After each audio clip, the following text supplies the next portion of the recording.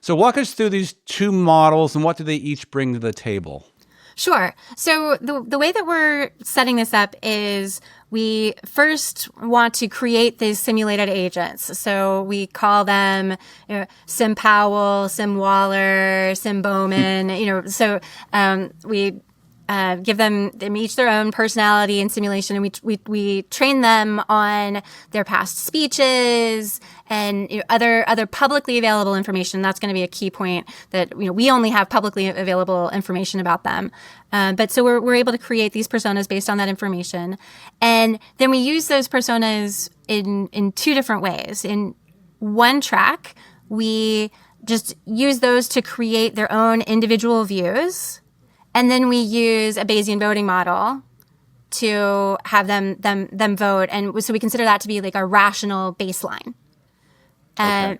And so that gives us kind of a benchmark to compare to. And this is something that people have been doing in the past to try and capture some aspects of committee decision making. But it misses, again, that whole shadow in between of the deliberation step. And so, once we've set up these individual personas, then instead of having just that rational voting step, we instead have them interact and follow as closely as possible an actual FOMC meeting structure and schedule.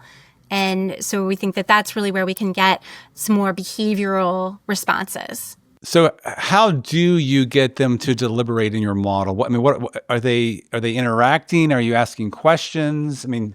They're having an FOMC meeting. Obviously, we don't give them chairs and we don't set them around the big table. Right. But I do picture it that way in my mind, to be honest. Like I do kind of Right. picture like them all in the computer, but sitting around chairs and looking at each other Right. and talking to each other.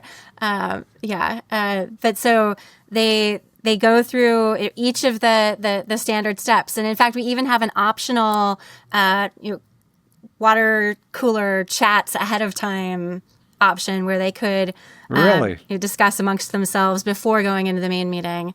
But yeah, we've set it up so that it follows exactly the way that the minutes say that an FOMC meeting is structured. Okay, so you have these distinct and separate LLM models that represent each of the members, Sim Powell, Sim Waller. They're interacting with each other. So they're like, it's a dynamic experience. They're learning from each other. They're growing off each other. And again, that's what captures this human element, which is so neat.